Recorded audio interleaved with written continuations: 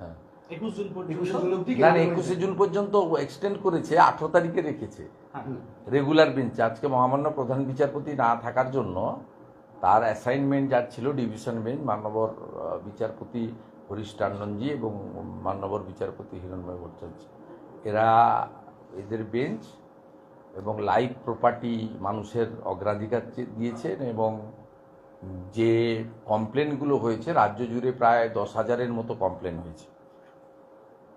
সবচেয়ে বেশি কমপ্লেন হয়েছে দক্ষিণ 24 পরগনা, উত্তর 24 পরগনা, কোচবিহার জেলায়।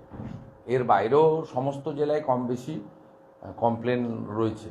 আপনার পশ্চিম মেদিনীপুর জেলা, বীরভূম জেলা, এরকম প্রচুর কমপ্লেন অভিযোগ অন্যান্য জেলাগুলোতেও আছে।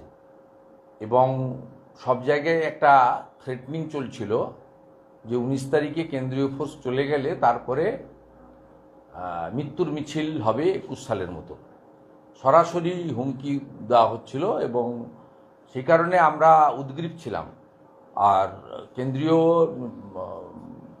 যে ফোর্স আছে এরা ইলেকশন কমিশনের অর্ডারে আছে, এবং যেহেতু ইলেকশন কমিশন অর্ডারটা এমসিসি চলাকালীনই দিয়েছিলেন, তাই 19 তারিখ ছিল লাস্ট। ইতিমধ্যে মুখ্যমন্ত্রী তারা যাতে বেরিয়ে যেতে চলে যেতে পারেন, সেই জন্য তিনি নবান্ন থেকে সরাসরি নির্দেশ দিয়েছিলেন স্কুল ছাড়তে হবে। স্কুলে থাকলেন কোন বাড়িতে থাকলেন সেটা নিয়ে তো আমাদের বিরোধী দলের বা বিরোধীদের মাথা ব্যথা বা জনগণের মাথা ব্যথা নয়। থাকার দায়িত্বটা রাজ্য সরকারের। তারা যেখানে খুশি রাখুন, স্কুলও চালু রাখুন, এটা নিয়ে কোনো সমস্যা নেই। কিন্তু এই যে ধমকিটা গোটা রাজ্য জুড়ে চলছিল যে 19 তারিখে কেন্দ্রীয় বাহিনী চলে যাবে, তারপরে আবার 21 সালের মতো আমাদেরকে বা পঞ্চায়েত নির্বাচনের মতো আবার ব্যাপকভাবে অত্যাচার আমরা করব। কেন্দ্রীয় বাহিনী থাকা অবস্থাতেই প্রায় 8-10 হাজারের বেশি কমপ্লেন হয়েছে। মেল করে থানা তো অনেক জায়গায় কমপ্লেন নেয়নি, পরে অবসরকালীন বিচারপতি মাননীয় কৌশিক চন্দ্রের বেঞ্চ ডিজিপির 2টো মেল আইডি দিয়ে বলেছিলেন কমপ্লেন করতে, তাতেও কয়েক হাজার কমপ্লেন নথিভুক্ত হয়েছে। এবং ভারতীয় জনতা পার্টির উদ্যোগে বিভিন্ন জায়গায় যে শেল্টার করা হয়েছে, তার মধ্যে আমি অনেকগুলো শেল্টার ইতিমধ্যে ভিজিট করেছি এবং পার্টির পক্ষ থেকে এবং আমি নিজেও ব্যক্তিগতভাবে তাদের লাইভলিহুডের জন্য পাশে দাঁড়ানোর ব্যবস্থা করেছি। আমি এরকম প্রায় 2,5-3 হাজার ঘর ছাড়া আক্রান্ত মানুষকে সেবাদান পর্যন্ত করেছি।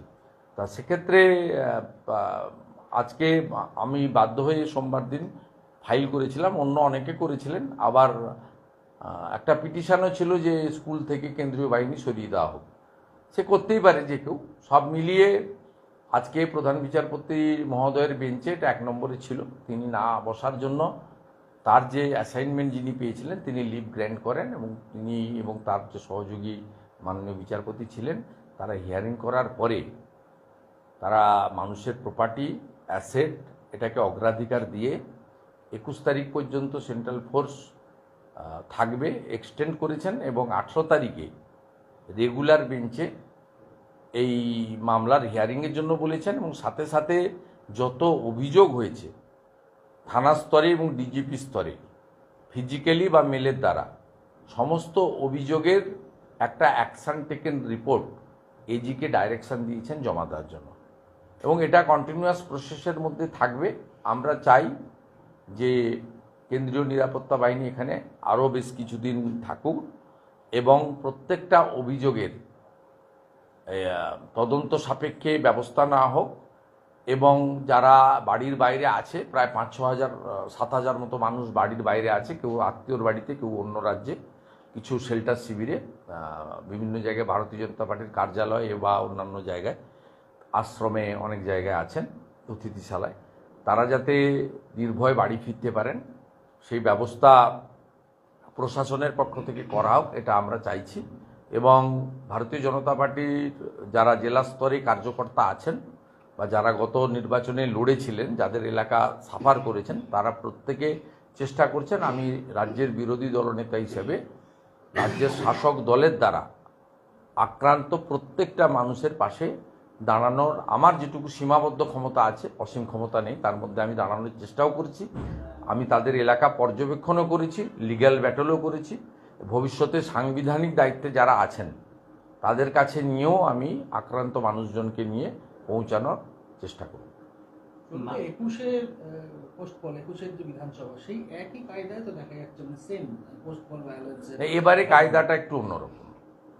21-এ 57 ডেথ হয়েছিল, এবারে ডেথ নেই, ইনজোর্ড প্রচুর, কিন্তু এবারে যেটা ভয়ঙ্করভাবে করা হয়েছে, বাজারে দোকানগুলো বন্ধ রাখা হয়েছে। ভারতীয় জনতা পার্টির সমর্থক বা যে বুথে ভোট পায়নি সেই বুথে এক কথায় বলা যেতে পারে হিন্দুদের দোকানগুলো বন্ধ রাখা হয়েছে, এবং মুসলিমদেরও আছে যারা আইএসএফ করেছেন বা বিজেপির সংখ্যালঘু মোর্চায় ছিলেন, এজেন্ট হয়েছেন, তারাও। আমাদের শিবিরগুলোতে অনেক মুসলিম লোকজনও আছে। এরা চাইছে যে রাজ্যের একটা বড় অংশে যাতে আগামী দিনে বিরোধীদের কোনো অস্তিত্ব না থাকে। এবারে যেটা করছে সেটা মধ্যযুগীয় বর্বরতার মতো। রেশন বন্ধ করেছে কয়েক হাজার লোকের, রেশন তুলতে দেয়নি এই সপ্তাহের রেশন। ইলেকট্রিকের লাইন কেটেছে, ট্রান্সফরমার ফেলে দিয়েছে, এরকম বেশ কয়েকটা গ্রাম পাড়া রয়েছে। আর টোটো অটো চালাতে দিচ্ছে না বিভিন্ন রুটে, এই টালিগঞ্জ যাদবপুর সহ এরকম 150-200 জায়গা থেকে আমরা কমপ্লেন পেয়েছি টোটো অটো চালাতে দিচ্ছে না। আর দোকান যদি বন্ধ হিসাব ধরেন তাহলে হিঙ্গলগঞ্জ থেকে শুরু করে, বাদুড়িয়া থেকে শুরু করে, কোচবিহারের তুফানগঞ্জের রামপুর বাজার থেকে, দিনহাটার বেশ কিছু জায়গা থেকে শুরু করে, সামগ্রিক ক্যানিংয়ের বেশ কিছু জায়গা, জয়নগর কুলতলির বেশ কিছু জায়গা, সব মিলিয়ে আপনার প্রায় 1,500-2 হাজার দোকানদারকে এখনও পর্যন্ত তাদের দোকান খুলতে দেওয়া হয়নি, ব্যবসা করতে দেওয়া হয়নি। এবং এই ঘটনা এই বিধাননগরে আমি বসে আছি, এর পাশেই ভাঙড়ের চন্দনেশ্বরে, এটা কলকাতা পুলিশের আওতাধীন, সেখানে এমনকি একজন কুয়াক ডাক্তারের তার ডিসপেন্সারি বন্ধ করা হয়েছে, তার ওষুধ দোকানও পর্যন্ত বন্ধ করে রাখা হয়েছে। বলছি, মানিকতলা বিধানসভার উপনির্বাচনে মমতা বন্দ্যোপাধ্যায় নবান্নে বসে প্রার্থী ঘোষণা করলেন। যাকে প্রার্থী করা হলো তার মেয়ে শ্রেয়া পাণ্ডে, তিনি অনেকটা অভিমানী, মা কেন প্রার্থী হলেন সেটা নিয়ে। এই দ্বন্দ্বটা কি ভোট বাক্সে প্রভাব ফেলবে? না, আমি এটা নিয়ে কোনো মন্তব্য করব না। ওটা কমপ্লিটলি তৃণমূল কংগ্রেসের নিজস্ব ব্যাপার, কাকে প্রার্থী করবেন আমি এটা নিয়ে মন্তব্য করতে যাব না। কিন্তু নবান্নে বসে দলীয় তিনি এটা করেন, এটা করার পরেও তিনি 45% ভোট পেয়েছেন, আমরা 39% ভোট পেয়েছি। পশ্চিমবাংলার একটা বড় অংশের লোক এটা মেনে নিয়েছে, অসুবিধা কী আছে। তিনি এটা আজকে নতুন নয়।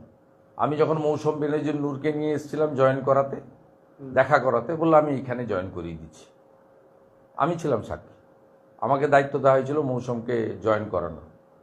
আমি দেখা করতে নিয়েছিলাম, আমি ভেবেছিলাম যে ওখানে দেখা করার পরে উনি সুব্রত বক্সিকে বলবেন যে তৃণমূল ভবনে জয়েন করাতে। উনি আমার সামনেই বললেন যে আমি এখানেই জয়েন করিয়ে দিচ্ছি। ওইখানে তিনি নিচে বেরোনোর সময় দাঁড়িয়ে হলো গনি খানের পরিবারের একজন সদস্য আমাদের দলে এলেন। আগে আবু হাসেম খান চৌধুরী ছিলেন, লেবুবাবু, আরেকজনকে আমরা পেলাম, আমরা শক্তিশালী হলাম। তো এটা উনি করেন এবং পশ্চিমবাংলার লোক এটা মেনে নিয়েছে। মেনে নিয়ে ওনাকে ভোট দেন অনেকে দেন না, অনেকে ভোট দেন। অতএব এটা যখন মানুষ মেনে নিয়েছে তখন এটা নিয়ে আমার আর সমালোচনার ব্যাপার কিছু। শুভেন্দুদা, গতকালকে আরেকটি নজিরবিহীন ঘটনা দেখা গেল। তিনি প্রশাসনিক বৈঠক করলেন মমতা বন্দ্যোপাধ্যায়। সেখানে মূলত দুটি তার উদ্বেগের প্রশ্ন। একটি প্রশ্ন হচ্ছে যে তার বৈঠকের সব তথ্য বাইরে পাচার হয়ে যাচ্ছে, আমার কাছে আছে, অন্যদের কাছে আছে, এখনো আছে। উনি ভাবছেন না 29-12 হয়েছে বা উনি 45%, আমরা 39% ভোট পেয়েছি, থামেনি, এখনো আসছে। ওনার মিটিংয়ে যা যা হয়েছে সব আমি জানি। কাঁথিতে তো আপনার ঠিকানা, সেই সময় কাঁথিতে আমি একা থাকি না, কাঁথিতে আরো অনেক লোকজন থাকে। তা উনি উনার একজন রাষ্ট্রমন্ত্রী ওখানে থাকেন। উনি যেদিন বলবেন আমার কাছে যায় সেদিন আমি উত্তর দেবো। তা উনি ক্লিয়ার করে বলুন। তিনি জানেন না মনে হয় যে ওনার যা বিদ্যা বুদ্ধি, উনি তো নিম্ন মেধার। কাঁথির লোকজন পড়াশোনায় অনেক হাই কোয়ালিটি, ওখানে বাড়িতে বাড়িতে গ্র্যাজুয়েট পাবেন, মাস্টার ডিগ্রি পাবেন। কাঁথির রাধা বিনোদ নাথ সহ অনেকেই ইউরোপে থাকেন, পড়াশোনা মানে পড়ান, লেকচারার। অনেক ডাক্তার বিদেশে থাকেন। তা আপনার কাঁথির কাছে একজনের বাড়ি আছে দেশপ্রাণ বীরেন্দ্রনাথ শাসমল, যিনি কংগ্রেস অধিবেশনে অপমানিত হয়েছিলেন, খালি পায়ে বেরিয়ে গিয়ে অবিভক্ত পরগনা, অবিভক্ত মেদিনীপুরে ট্যাক্স বিরোধী বন্ধ আন্দোলন করেছিলেন। এবং একমাত্র হিন্দু মানুষ, মানে হিন্দুদের প্রথা আছে তো, মানে বৈষ্ণব ছাড়া অন্যদের দাহ করতে হয়, তো ওনাকে দাঁড় করিয়ে পোড়ানো হয়েছিল। উনার নামে আপনার কলকাতার রাস্তাও আছে, দেশপ্রাণ শ্বাসমূল রোড। অর্থাৎ তিনি শুভেন্দু অধিকারীকে আক্রমণ করতে পারেন, কারণ তিনি আমার কাছে হেরেছেন, যন্ত্রণা আছে। 1956টা বেড়ে 8,000-এর কাছাকাছি গেছে। তারপরে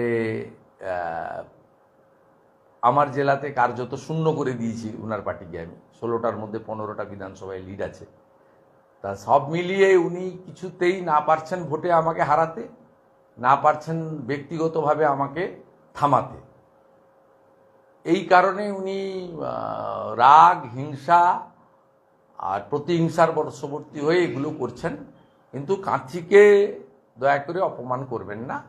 কাঁথি লবণ সত্যাগ্রহের জায়গা, কাঁথিতে পিছাবনি আছে, যে জায়গাটা আপনি ভূমি রাজস্ব দপ্তরের রেকর্ডে পাবেন না, কারণ ওখানে আন্দোলনকারীরা পিছায়নি, ব্রিটিশ পিছিয়ে গেছিল, তাই জন্য নাম হয়েছিল পিছাবনি।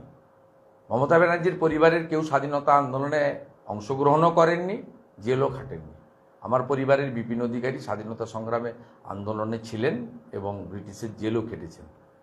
উনার রাজনৈতিক জীবনের অনেক আগে আমার পিতৃদেব শিশির অধিকারী 70 সাল থেকে ভোটে জিতছেন, 82 সাল থেকে বিধায়ক।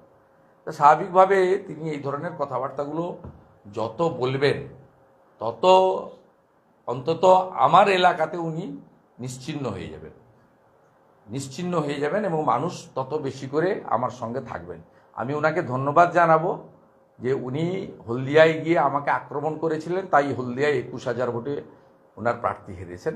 ওনাকে আমি ধন্যবাদ জানাবো। উনি কাঁথি শহরে হেঁটেছিলেন, সেই জন্য কাঁথি শহরের প্রায় সব ওয়ার্ডে বিজেপি প্রার্থী এগিয়ে আছে এবং দক্ষিণ কাঁথি বিধানসভা কেন্দ্রে প্রায় 20,000 লিড বিজেপি পেয়েছেন। আমি ওনাকে বলবো বারে বারে আপনি আসুন এবং আমাকে আক্রমণ করুন। এতে আমার ভোট ব্যাংক আমার এলাকায় বা আমার নির্বাচক মণ্ডলী আরও বেশি করে আমার সঙ্গে এগিয়ে আসবে। শুধুবাবু, কেন্দ্রীয় বাহিনী থাকার আজকে যে হাইকোর্ট থেকে একটি এক্সটেনশন পাওয়া গেল, সেই দিনকেই দেখা যাচ্ছে জগন্নাথ সরকার, আপনাদের রানাঘাটের বিজেপি প্রার্থী, তিনি বলছেন কেন্দ্রীয় বাহিনীর ভূমিকা নিয়ে প্রশ্ন তুলছেন, ভোটে তাদের সঙ্গে তৃণমূলের যোগসাজশ ছিল, এরকম অভিযোগ করছেন জগন্নাথ সরকার। আমি তো কারোর সম্পর্কে মন্তব্য করি না। আপনারা অনেক সময় চালিয়ে দেন আমি অমুক লোককে ইঙ্গিত করে বললাম, তমুক লোককে ইঙ্গিত করে বললাম। আমি দলের ভিতরে কোনো কথা প্রকাশ্যে বলি না। আমি খুব ডিসিপ্লিন লোক। আমি কলেজ লাইফে এনএসএস করেছি, আমি কংগ্রেস করেছি যখন, তখনও কংগ্রেসের কথা বাইরে বলিনি। কংগ্রেসে উপদল চলে, আপনারা জানেন। আমি তৃণমূল যতদিন করেছি, কোনো দিন আমার ভাইপো এত হাত ধুয়ে আমার পিছনে লেগে থাকতো, মুকুল রায় লেগে থাকতো, তা আমি কোনো দিন প্রকাশ্যে একটা কথাও কোনো দিন বলিনি। আমি ভারতীয় জনতা পার্টি করি, তাতে সবাই আমাকে পুরস্কার দেয় না, কেউ তিরস্কারও দিতে পারেন, অনেক অনেক কিছু পোস্টও করতে পারেন, তির্যক মন্তব্য করতে পারেন। ভালো হলে নিজেদের ক্রেডিট দেন, খারাপ হলে আমার ঘাড়ে চাপান। কিন্তু আমি কখনোই আমার দলের অভ্যন্তরীণ বিষয় বাইরে বলতে চাই না। কেন্দ্রীয় বাহিনী এসেছিল নির্বাচন কমিশনের অর্ডারে এবং তাদের স্বতন্ত্র ভূমিকা এখানে ছিল না। তারা নিয়ন্ত্রণ ছিলেন রাজ্য পুলিশের হাতে। স্বাভাবিকভাবে কেন্দ্রীয় বাহিনীর অন্য সময়ে আসা, যেটা উত্তর পূর্বাঞ্চলে স্পেশাল অ্যাক্ট ছিল, যে একটা পরে উঠে যায় আবার পরে মণিপুরে সেটা চালু হয়েছে, সেই অ্যাক্টের আওতায় বা কাশ্মীরে যে পাওয়ারটা ছিল, সেই পাওয়ারটা তো এখানে কেন্দ্রীয় বাহিনীর হাতে ছিল না। কেন্দ্রীয় বাহিনীর কিওয়ার্ডটিও নিয়ন্ত্রণ করেছে রাজ্য পুলিশের লোকেরা। তাই আমি আমার সম্মানীয় কলিগ, আমাদের ভারতীয় জনতা পার্টির মধ্যে সবচেয়ে হাইয়েস্ট ভোটে জিতেছেন 1,84,000 ভোটে, এবং বিশিষ্ট শিক্ষক সম্মানীয় জগন্নাথ সরকারের কোনো মন্তব্য নিয়ে সংবাদ মাধ্যমের কাছে আমি কোনো মন্তব্য করব না। আমি নিজেও আমার কিছু বলার থাকলে আমার ফোরাম আছে, সেখানে আমি বলি, এবং আমার সে বলার সুযোগ রয়েছে। কারো মাধ্যমে যেতে হয় না, সরাসরি বলার সুযোগ রয়েছে। তাই আমি প্রকাশ্যে এসবের মধ্যে নেই। উপনির্বাচনের প্রস্তুতি, যেহেতু 10ই জুলাই উপনির্বাচন এবং তৃণমূলের তরফে প্রার্থী নাম প্রায় ঘোষণা করে দেওয়া হচ্ছে, সেই সময় দাঁড়িয়ে আপনারা যেহেতু প্রধান বিরোধী দল, রাজ্য সভাপতিকে কেন্দ্রীয় মন্ত্রী করে দেওয়া হয়েছে, রাজ্য বিজেপি কতটা প্রস্তুত এই চার? আমি এটা নিয়ে একদমই কোনো মন্তব্য করব না। তার কারণ আপনাদের একটা জিনিস ভুল হচ্ছে, যে প্রার্থী নির্বাচন প্রচার কৌশল এই সবটাই কিন্তু সংগঠন তৈরি করে। ভারতীয় জনতা পার্টিতে সংগঠনের একটা সিস্টেম রয়েছে।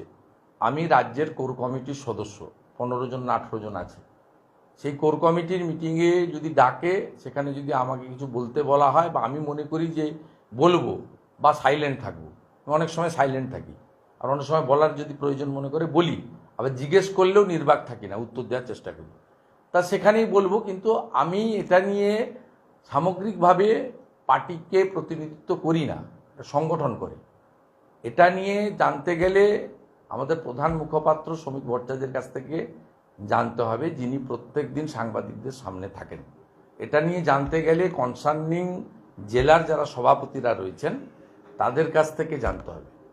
আমার কাছে এবারে আমার রোলটা কি হবে, 4 জায়গায় প্রার্থী হওয়ার পরে পার্টির স্টেট অফিস থেকে প্রচারের জন্য যদি আমাকে বলে, আমি আমার নিজের গাড়িতে, আমি তো সরকারি গাড়ি চড়ি না, আর পার্টি থেকেও তেল নিই না, আমি নিজে তেল ভরে আমার বাড়ির পয়সায়, পেট্রোল পাম্পটা আছে, কয়েক লক্ষ টাকা রোজগার আছে, বৈধ রোজগার, সেই তেল ঢুকিয়ে আমি যাবো। আর যদি রায়গঞ্জে প্রচারে যেতে হয়, ফিরতে পারবো না, ওখানে থাকতে হবে, তাহলে মালদাতে হোটেল ভাড়াটাও আমি নিজে পেমেন্ট করে থাকবো। এবং যেখানে যেখানে আমাকে প্রচার করতে বলা হয় আমি সেখানে প্রচারে যাই।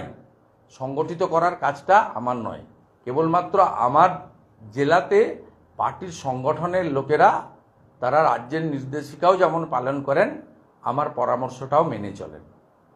এর বাইরে সাংগঠনিক ব্যাপারে আমি কোনোদিন হস্তক্ষেপ করি না, ভবিষ্যতেও করার কোনো ইচ্ছা নেই। অভিষেক বন্দ্যোপাধ্যায় সাময়িকভাবে রাজনীতি থেকে বিরতি নিয়েছেন। অনেকে বলছেন মানিকতলার উপনির্বাচনের প্রার্থী কে হবেন তা নিয়ে দ্বন্দ্ব মমতা বন্দ্যোপাধ্যায়ের সঙ্গে। এটা ওনার ব্যক্তিগত ব্যাপার। আমি কেউ, ধরুন আমারও যদি কোনো এতদিন কন্টিনিউয়াস প্রচার করলাম, আমারও যদি মনে হয় যে 2 দিন আমি বেড়াতে, তো আমি যাই না, আমার নিজস্ব কোনো কাজ আছে বা আমি কোথাও একটা যাব, আমি সনাতনে বিশ্বাস করি, কোনো মন্দিরে পুজো দিতে গেলাম, উড়িষ্যাতে এতদিন পরে সরকার হয়েছে, জগন্নাথ দেবের দর্শন করতে গেলাম, সেটা তো আমি বলে যেতে পারি। উনি সোশ্যাল মাধ্যমকে এখন সবাই ব্যবহার করেন, উনি করেছেন, ওনার ওটা ব্যক্তিগত সিদ্ধান্ত। আমার এটা নিয়ে কোনো মন্তব্য করা ঠিক হবে না, আর কাল্পনিক প্রশ্নেও আমি যাব না। আমাকে যা বলতে হবে সবটাই আন্দাজ করে বলা উচিত না। ওনাদের মধ্যে কি হচ্ছে, কেন তিনি বিশ্রাম, মানে লাগাতার প্রচার হয়তো করেছেন, ভোট সামলেছেন, তার জন্য উনি যাচ্ছেন, না ওনার চোখে একটা সমস্যা আছে সেটার জন্য চিকিৎসার জন্য যাচ্ছেন, না কিছুটা বিরতি নিচ্ছেন, আবার নতুন করে ভাববেন, না অন্য কিছু, এগুলো যেটাই আমি বলি না কেন এটা আন্দাজে বলা হবে, এর কোনো প্রামাণ্য যুক্তি আমার কাছে থাকবে না। তাই কারো ব্যক্তিগত বিষয়ে মন্তব্য করা ঠিক। সুরেন্দ্রবাবু যে কথা বলছিলেন যে কলকাতার বিভিন্ন আবাসনে কোথাও দেখা গেছিল অটো মিছিল, কোথাও দেখা গেছিল আবর্জনা ফেলে দেওয়া হচ্ছিল গেটে। মুখ্যমন্ত্রীর নির্দেশে ক্ষমা চাইলেন কাউন্সিলর, অটো নিয়ে আবাসনের ভেতর বিজয় মিছিল করা। এই যে একবার বিজয় মিছিল করা হলো অটো নিয়ে আবাসনের মধ্যে, এবার আবার মুখ্যমন্ত্রীর নির্দেশে ক্ষমা চাওয়া হলো, কিভাবে দেখছেন এটা? না, এটা মুখ্যমন্ত্রীর প্রশ্রয় হয়েছে, কারণ মুখ্যমন্ত্রী এই কালচারটা 2013 সাল থেকে শুরু করেন। 11 সালে মুখ্যমন্ত্রীর ভূমিকা যথেষ্ট ইতিবাচক ছিল, আমি ওনার সহযোগী ছিলাম, আমি প্রচারক ছিলাম। 2011 সালে মাননীয় মুখ্যমন্ত্রীর পরে সবচেয়ে বেশি সভা আমি করেছিলাম 11 সালের বিধানসভা ভোটে। আমি সেই সময়ে মাননীয় মুখ্যমন্ত্রীকে পরিষ্কার, আমি মহাকরণে তখন তিনি বসতেন, বলতে শুনেছি, এবং আমাদেরকেও তিনি বলেছেন যে একটা বড় অংশের মানুষ বামফ্রন্টকে ভোট দিয়েছে, তাদেরকে আমাদের পক্ষে আনতে হবে। তাই আমরা যেটা বলেছি, বদলা নয় বদল চাই, সেটা করতে হবে। কিন্তু 13 সালে আমি নিজে দেখেছিলাম, যখন বিজ্ঞান ভবনে আমাদের অর্থ কমিশনের সভায় গেটে যখন ভাই ঋতব্রতর নেতৃত্বে হামলা হলো মুখ্যমন্ত্রীর উপরে, অমিত মিত্রর উপরে, সুব্রত মুখার্জির উপরে, সেই সময় সেই রাত্রেই নির্দেশ এসেছিল সমস্ত পার্টি অফিস ভেঙে গুড়িয়ে দেওয়া। সিপিএমের এক রাত্রে 3,500 পার্টি অফিস ভেঙে গুড়িয়ে দেওয়া হয়েছিল। এবং 13 সাল থেকে সমানে এই কালচারটা চলছে, এবং বিরোধীদের জব্দ করো, বিরোধীদেরকে হেনস্থা করো, যত রকম পারো করো, এবং 21 সালের পরে লাগাতার 1 বছর আমার বাড়ি আক্রান্ত হয়েছে, যেখানে আমি সপ্তাহে 1-2 দিন থাকি কিনা, মানে নাইট স্টে করার জন্য রাতে থাকি কিনা খুব সন্দেহ আছে, সেটা আক্রান্ত হয়েছে। এবং আমার মা বাবা সিনিয়র সিটিজেন, তারা ভীষণভাবে আক্রান্ত হয়েছেন। সারা রাত্রি ওই ডিজে বক্স বাজানো হয়েছে এবং আমি বাধ্য হয়ে কলকাতা হাইকোর্টের হস্তক্ষেপ এনে যে 500 মিটার পর্যন্ত ওই সমস্ত ব্যান্ড বা স্বাভাবিক সুস্থ জীবনযাপন করার জন্য 87 বছরের ফাদার এবং 76 ইয়ার্স ওল্ড মাদার, তাদেরকে সেভ করার জন্য, মানে শান্তিতে থাকার জন্য আমাকে ব্যবস্থা নিতে হয়েছে। আমি নিজেও ফিল করেছি, আমি নিজেও আক্রান্ত। এবং যেভাবে নির্বাচনে 6ষ্ঠ দফার ভোটের আগে কোলাঘাটে আমার রেন্টাল হাউসে without the concurrence of the ECI এবং আপনার ভিডিওগ্রাফি না নিয়ে আক্রমণ করেছেন অ্যাডিশনাল এসপি নিখিল আগরওয়ালের নেতৃত্বে, তাতে তো আমি নিজেই আক্রান্ত হয়েছি। এবং 7-8 জায়গায় আমাকে অবস্ট্রাকশন করা হয়েছে যাতে আমি মিটিংয়ে পৌঁছাতে না পারি। কেশপুরে করা হয়েছে, জীবনতলার আগে পরে নাগরতলা বলে একটা জায়গা আছে ভাঙড় রাস্তায়, সেখানে করা হয়েছে। এরকম অনেকগুলো উদাহরণ রয়েছে। তো এই কালচারটা মমতা ব্যানার্জিরই কালচার, তিনি এইটা করিয়েছেন এবং করে শিক্ষা দিয়ে পরে আবার নিজের ইমেজ সেভ করার জন্য করেছেন। যেহেতু কলকাতার মতো জায়গায় ঘটেছে, আপনাদের ইলেকট্রনিক্স মিডিয়া এটাকে ধরে ফেলেছেন, তাই করেছেন। আমি আপনাদেরকে বলবো, তুফানগঞ্জ বিধানসভার রামপুর বলে একটা বাজার আছে। রামপুর বাজার কেন আজকে 7 দিন ধরে দোকান বন্ধ? আপনি কি ছবি করুন না, কেন অসংখ্য দোকান মিনাখাতে, বাদুড়িয়াতে বন্ধ করে রাখা হয়েছে? আপনি খোঁজ নেন। কেন তফসিলি মোর্চার নেতা সঞ্জয় নায়কের বাড়ি সম্পূর্ণ ভাঙচুর করে দেওয়া হয়েছে? সেটা গিয়ে খোঁজ নেন। কেন ঘাটালের মনসুখাতে আমাদের দুটো চায়ের দোকান, সেখানে ভারতীয় জনতা পার্টির লোকেরা বসে আড্ডা মারত, চা খেত, পুড়িয়ে দেওয়া হয়েছে গরিব মানুষের চায়ের দোকান? সেগুলো তো আপনারা ছবি তুলতে পারেননি বা পাননি হয়তো খবর, তাই সেখানে মুখ্যমন্ত্রী এই ঘরপোড়া লোকের ক্ষতিপূরণও পাঠাননি বা দোকানগুলো তালা খোলারও ব্যবস্থা করেননি। যেহেতু কলকাতা, এবং কলকাতাতে উনি ওয়ার্ড ভিত্তিক দেখেছেন বিপর্যয় আসন্ন, উনি ছাপ্পা মেরে 54,000 ভোটে প্রিয়াঙ্কা টেবরিয়ালকে হারিয়েছিলেন। সেই ভবানীপুর বিধানসভায় মাত্র 7,000 লিড হয়েছে। তাও মুসলিমরা যদি চেতলাতে ভোট না দিত দুটো ওয়ার্ডে, উনি মাইনাস হয়ে গেছিলেন। 9টা ওয়ার্ডের মধ্যে 6টা ওয়ার্ডে উনি হেরেছেন নিজের কেন্দ্রে। এবং যে কেন্দ্রে 21-এর বিধানসভায় রুদ্রনীল ঘোষ 25,000 ভোটে হেরেছিল মাননীয় শোভন দেব চট্টোপাধ্যায়ের কাছে, সেই কেন্দ্রে উনি উপনির্বাচনে 54,000 ভোটে জিতেছিলেন। সেই কেন্দ্রে 7,000 ভোট মাত্র লিড পেয়েছেন সম্মানীয় মালা রায়। এবং মুখ্যমন্ত্রী নিজের জায়গায় লস করেছেন। কলকাতাতে জোড়াসাঁকোতে বিজেপির লিড, শ্যামপুকুরে বিজেপির লিড, মানিকতলাতে সামান্য 3-4 হাজারের গ্যাপ, বেলগাছিয়া তো সামান্য গ্যাপ, রাসবিহারীতে 1,000 ভোটের গ্যাপ। এতে কলকাতার ওয়ার্ডগুলোর সমীক্ষা দেখলে আপনি দেখবেন এটা বড় অংশের, বিরাট অংশের ওয়ার্ডে সেখানে তৃণমূল কংগ্রেস হেরে গেছে। এবং গোটা রাজ্যে পৌরসভার হিসাব যদি দেখেন, আরবান এলাকা যেখানে মমতা ব্যানার্জির মিসরুল এবং করাপশান আর আনএমপ্লয়মেন্টটা সবচেয়ে বড় ইস্যু হয়েছে, 65টা পুরসভাতে তৃণমূল কংগ্রেস হেরেছে, যেখানে তাদের চেয়ারম্যান, তাদের কর্পোরেশনের মেয়র। তাই মমতা ব্যানার্জি কলকাতার আবাসনের এই ঘটনাটাকে তিনি তার ড্যামেজ হয়েছে মনে করেছেন, ড্যামেজ রিপেয়ারিং করার জন্য কাউন্সিলরকে পাঠিয়ে ক্ষমা চেয়েছে। ভোটের পরিসংখ্যানে রাজ্যের আপনার প্রায় 70টিরও বেশি বিধানসভা, সেখানেও তো দেখা যাচ্ছে না 90টা, হ্যাঁ মানে 70টির ওপর, প্রায় 90। আমরা প্রায় 20-25 লক্ষ ছাপ্পা হয়েছে। আর মুসলিম ভোটের শতকরা 95% তৃণমূল কংগ্রেসকে ভোট দিয়েছে। ইমাম সাহেবরা মাঠে নেমেছিলেন এবং মুর্শিদাবাদে তো কোথাও কোথাও ধর্মীয় স্থান থেকেও মাইকে বলে ভোট করানো হয়েছে সংগঠিতভাবে। তারপরেও ভারতীয় জনতা পার্টির সঙ্গে কোনো তফাৎ নেই, 2,35,00,000 আর 2,75,00,000। আর এই যে গ্যাপটা আছে মাঝখানে, এই গ্যাপের মধ্যে শুধু ডায়মন্ড হারবারেই ছাপ্পা দেওয়া হয়েছে 10 লক্ষের বেশি ভোট, কেশপুরে ছাপ্পা দেওয়া হয়েছে 1.5 লক্ষের বেশি ভোট।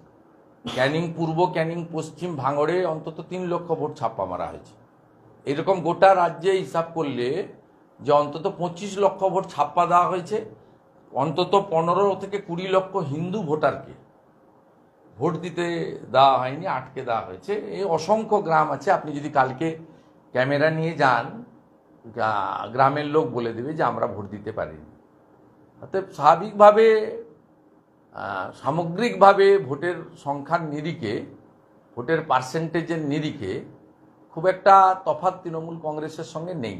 আমি আবারও বলি, এই 12টা যদি 21 হতো, নিশ্চিতভাবে সব বিজেপি কর্মীরা খুশি হতো। সেই জায়গাটা ছিল আরামবাগ থেকে শুরু করে, মেদিনীপুর থেকে শুরু করে, আপনার বাঁকুড়া থেকে শুরু করে, কোচবিহার থেকে শুরু করে, এই আসনগুলোর ফল যদি দেখেন 2%-এর কম হেরফের হয়েছে। এরপরে যদি বিধানসভা ভিত্তিক হিসাব করেন, 90টা বিধানসভাতে ক্লিয়ার লিড আছে বিজেপির। আরও 15টা বিধানসভাতে 2000-এর কম মার্জিনে বিজেপি হেরেছে। 146টা বিধানসভা থেকে বিজেপি 40% ভোট পেয়েছে, তৃণমূল কংগ্রেস 42%-এরও কম পেয়েছে। মানে 1.5%-এর ডিফারেন্স রয়েছে 146 অ্যাসেম্বলিতে, এত কাণ্ড করার পরেও। আপনার প্রতিবেশী বিধানসভার যিনি বিধায়ক সোহম চক্রবর্তী, অভিনেতা হিসেবে তিনি খ্যাতি অর্জন করেছিলেন, বিধায়ক হিসেবে করেছিলেন, এখন নিউ টাউনে তিনি অত্যন্ত গৌরিত অপরাধ করেছে। আজই কোর্টে যেতে হলো সেই রেস্তোরাঁ মালিককে। গৌরিত অপরাধ করেছে, জামিন অযোগ্য ধারায় গ্রেপ্তার করা উচিত। কারণ তর্কাতর্কি ঠেলাঠেলি পর্যায়ে যায়নি। এটাকে আপনার যেটাকে বলে সিম্পল ইঞ্জুরি বলা যায় না। যেভাবে মেরেছেন লোকটাকে, এটা ওর লোকটার মৃত্যু হতে পারত। It's a attempt to murder, 307 লাগানোর মতো কেস। এবং এর উইটনেস দরকার নেই, একদম ভিডিও ফুটেজে ক্লিয়ার আছে। পুলিশ তো করবে, পুলিশই তো তৃণমূলকে এখানে রেখেছে। আমার হয়ে গেছে ভাই, আমার আরেকটা মিটিং আছে। একটা ইনফরমেশন শুধু দিয়ে দিই, আমরা কয়েকটা ইলেকশন পিটিশন করছি।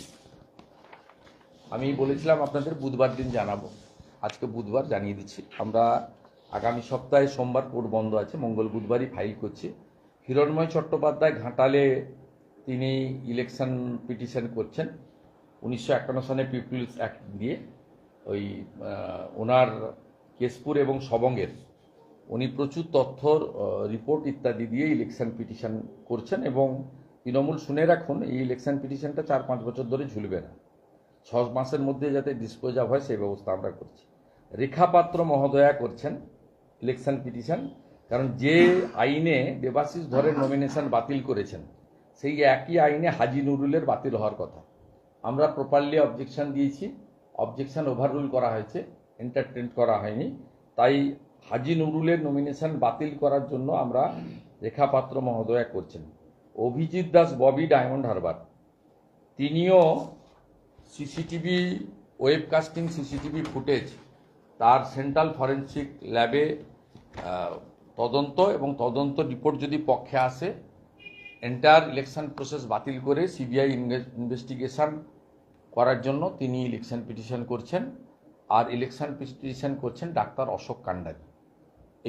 এই 4টা ইলেকশন পিটিশন মঙ্গল বুধবার দিনই কলকাতা হাইকোর্টে ফাইল করার সিদ্ধান্ত হয়েছে। এক্ষুনি আমি প্রার্থীদের সঙ্গে মিটিং করেছি।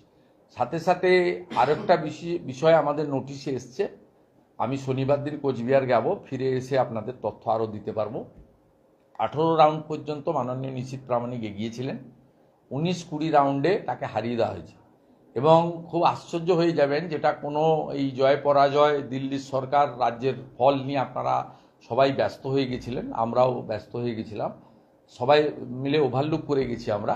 সেটা হচ্ছে ইভিএমের যে নম্বর, সেই নাম্বারের সঙ্গে 17C ফর্মের নাম্বার কোচবিহারে 19 এবং 20 রাউন্ডে মেলেনি।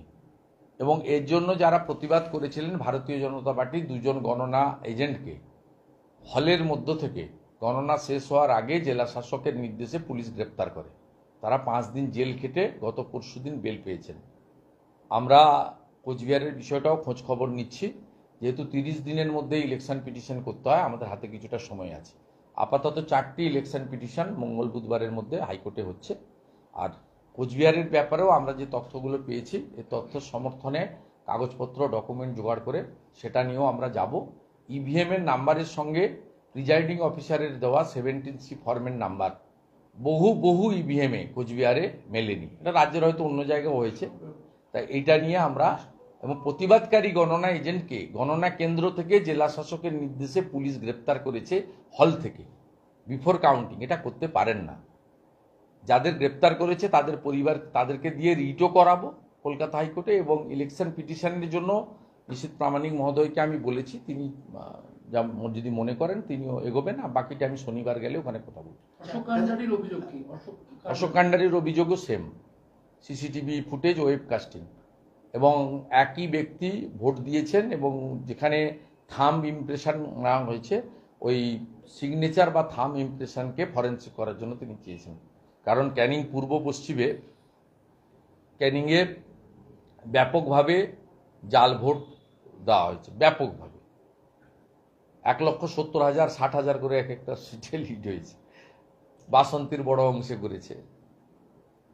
দাদা, চারটে কেন্দ্রে সিল হয়ে গেছে দাদা, চারটে চারটে কেন্দ্রে আমরা আজ কাগজ রেডি করে ফেলেছি উইথ ডকুমেন্ট। মমতা ব্যানার্জি যেমন আমার বিরুদ্ধে কেস করেছেন কোনো ডকুমেন্ট ছাড়া, 3.5 বছর হয়ে গেছে, কোনো ডকুমেন্ট নেই, তিনি কানে শুনে করে দিয়েছেন। আমরা সব ডকুমেন্ট, ভিডিও ফুটেজ, তথ্য দিয়ে করেছি, এবং প্রিজাইডিং অফিসাররাও অনেকে কমপ্লেন লিখে দিয়ে গেছেন, যা যা হয়েছে তারা দেখেছেন। আর আমাদের ডায়মন্ড হারবারে এবং কেশপুরে আমরা প্রচুর ভিডিও ফুটেজ পেয়েছি। আর রেখাপাত্রর ইস্যুটা তো কোনো বিষয়ই নয়, কারণ সেটা আইনে পরিষ্কার লেখা আছে যে before submit of the nomination NOC দিতে হবে। সেম গ্রাউন্ডে দেবাশিস ধরের নমিনেশন বাতিল করেছেন, আর সেম গ্রাউন্ডে প্রপার টাইমে, ডিউ টাইমে, ডিউরিং স্কুটিনি অবজেকশন দেওয়ার পরেও হাজি নুরুলের নমিনেশন রেখে দিয়েছেন। হাজি নুরুলের নমিনেশন থাকবে না, থাকতে পারে না, আইনে একদম পরিষ্কার লেখা আছে।